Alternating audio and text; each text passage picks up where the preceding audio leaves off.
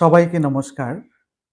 প্রভু যিশুর নাম নিয়ে আজ আবারও আরেকটি নতুন সুসমাচার নিয়ে আপনাদের সামনে আমি এসেছি। আজকে আমরা যোহন লিখিত সুসমাচার পড়ব। এর মধ্যে চ্যাপ্টার হলো 7 এবং 1 থেকে 2 পদ, 10 পদ এবং 25 থেকে 30 পদ আমরা যোহন লিখিত সুসমাচার থেকে জানব এবং বুঝব। তাহলে চলুন আমরা আমাদের আজকের যে সুসমাচার আছে সেটাকে আমরা পড়ে নেই এবং এর থেকে পড়ার পর আমরা বিভিন্ন কিছু আমরা জানব। আমরা যদি চ্যাপ্টার 7-এ যোহন লিখিত সুসমাচারের পদ 1-এ যাই, তাহলে আমরা দেখতে পারি, এরপর যিশু গালিল প্রদেশের চতুর্দিকে পরিভ্রমণ করতে লাগলেন। ইচ্ছাপূর্বক তিনি জিহুদিয়া থেকে দূরে সরে রইলেন, কারণ সেখানে ইহুদিরা তার প্রাণ নাশের চেষ্টায় ছিল। ওরা ওকে মারতে চেয়েছিল। কিন্তু ইহুদিদের কুটির উৎসব সন্নিকট হয়ে গেল। কিন্তু তার ভাইয়েরা পর্বে গেলে তিনিও সেখানে গেলেন, তবে প্রকাশ্যে নয়, তিনি ওই জায়গাটাতে গোপনে গেলেন। পর্বের সময় ইহুদিরা যিশুর সন্ধান করছিল এবং জিজ্ঞাসা করছিল, সেই ব্যক্তিটি কোথায় আছে?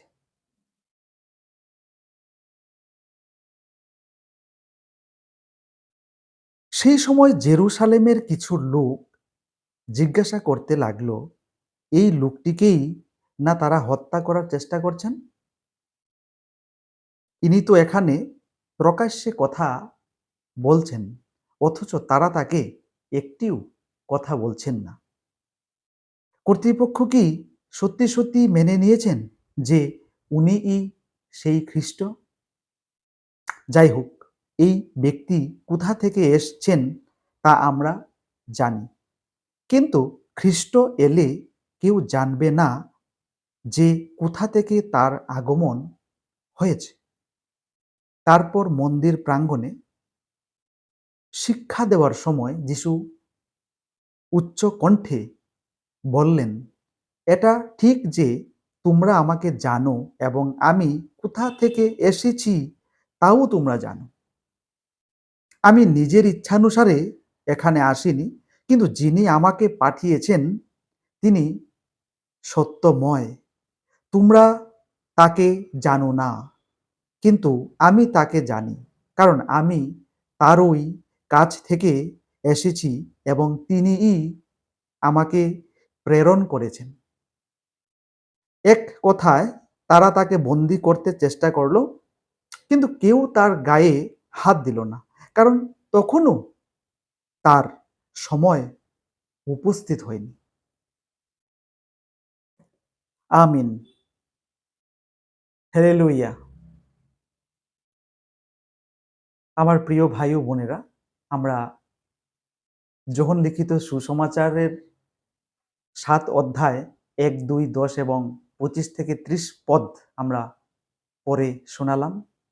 এখন এটা থেকে যে নৈতিকতা, এটা থেকে যে আমাদের কিছু আলোচনার থাকে, সেইটুকুই আমি আপনাদের সঙ্গে শেয়ার করতে চাইব। প্রভু যিশুকে এবং প্রভু যিশুর যে গৌরব, ওনার যে বিগত দিনের কাজগুলো আমরা সবাই জানি। এটা এমনটা নয় যে প্রভু যিশুকে আমরা চিনি না, প্রভু যিশুকে আমরা জানি না। আমরা প্রভু যিশুকে খুব কাছ থেকে হৃদয় দিয়ে ভালোবাসি। প্রভু যিশুর সব ধরনের কাজকর্ম আমাদের কাছে জানা রয়েছে। তথাপি আমরা কখনো কখনো ওনাকে অস্বীকার করি। কোনো সময় এমনটা এসে যায় যে উনাকে আমরা চিনতেই পারি না। প্রভু যিশু সদা আমাদের সঙ্গে রয়েছেন। প্রভু যিশু আমাদের কথা শুনতে পান। প্রভু যিশু আমাদের জীবন থেকে আমাদের প্রত্যেকটা খারাপ জিনিস, খারাপ কাজ এগুলোকে চিরতরে মুছে ফেলেন। মুছে ফেলার চেষ্টা করেন।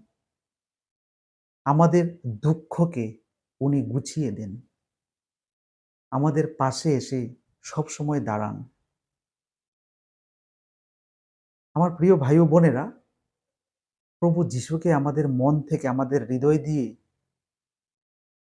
বাঁধতে হবে। আমাদের হৃদয়ের সঙ্গে উনার হৃদয়ের যে সম্পর্কটা, সেটাকে আরো দৃঢ়, সুদৃঢ় করতে হবে। আমরা উনাকে পূজা করব সকল সময়, উনার নাম নেব। উনাকে আমরা চিনি। এই পদে উনি বলছেন যে মানে ২৫ থেকে ৩০ এর মধ্যে উনি বলছেন সবাইকে, একটি জায়গাতে, একটি সভাতে গিয়ে মানুষ যখন বলছে যে, "উনি কি সেই খ্রিস্ট? আসলেই কি খ্রিস্ট?" তাহলে দেখুন, এই যে আমি কিছুক্ষণ আগেই বললাম যে, আমরা প্রভু যিশুর সব কাজকর্ম, প্রভু যিশুর সম্পর্কে সব জানি। কিন্তু তিনি কেন এই পৃথিবীতে আসলেন? কেই বা উনাকে প্রেরণ করলেন এই পৃথিবীতে? কোন মেইন কাজের জন্য উনার এই জন্মগ্রহণ করা? এগুলো সম্পর্কে প্রভু যিশু উচ্চস্বরে বললেন যে, "তোমরা আমাকে জানবে, তোমরা আমাকে চিনতে পারবে। আমি তো নিজে এই জায়গাতে আসিনি, আমাকে নিয়ে আসা হয়েছে। আর যিনি আমাকে এই জায়গাতে প্রেরণ করেছেন, যিনি আমাকে আমার জন্মদাতা, যিনি আমার পিতা, উনি সত্যময়, সর্বদা সত্যের অধিকারী।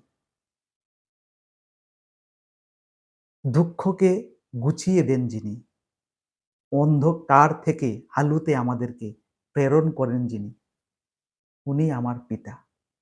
উনার আদেশ অনুসারে আমি এই পৃথিবীতে এসেছি, আপনাদের সামনে এসেছি, সবার কাছে এসেছি, যাতে সবার দুঃখ আমি গুছাতে পারি, সবার কথা আমি শুনতে পারি। আপনাদের পাপকে দূর করার জন্যই আমার এই পৃথিবীতে আগমন, আমার জন্ম। শুধু আপনাদের পাপকে গুছানোর জন্য, আপনাদের পাপকে দেহ থেকে মুক্ত করার জন্য। তাহলে আমার প্রিয় ভাই ও বোনেরা, এই বলে প্রভু যিশু সবাইকে মানে শিক্ষা দিলেন। সবাইকে এই সত্য কথাগুলো মানে তুলে ধরলেন, বললেন। তো কেউ ছিল যে প্রভু যিশুকে অস্বীকার করল। প্রভু যিশুকে আ উনাদের জীবনে নিতে তারা চাইল না। যদিও উনাকে ওরা অ্যারেস্ট করতে পারল না। আ কারণ প্রভু যিশুর তখনও সেই সময় হয়নি যে তাকে অ্যারেস্ট করে নিয়ে যাবে। উনার আরো অনেক কাজ বাকি রইল। তাহলে প্রভু যিশুকে মানে আমাদের আরো গভীরভাবে জানতে হবে, আরো গভীরভাবে বুঝতে হবে। তবেই আমরা একটা সুন্দর জীবন আমরা দেখতে পাবো। আমরা অজানাকে জানবো। আমরা পাপ থেকে দূরে থাকবো। আমাদের মাথায় কোনো খারাপ কাজের চিন্তা ভাবনাও আসবে না। সদা প্রভু যিশুর নাম করুন। মানে মঙ্গলময় পিতাকে মানে অনুসরণ করুন, স্মরণ করুন। তবেই আপনাদের জীবন আশীর্বাদে ভরে উঠবে। একটি সুন্দর জীবন আপনাদের আসবে। এই বলেই আমার প্রিয় ভাই ও বোনেরা, আজকের যোহন লিখিত সুসমাচার থেকে আমরা আমি বিদায় নিচ্ছি।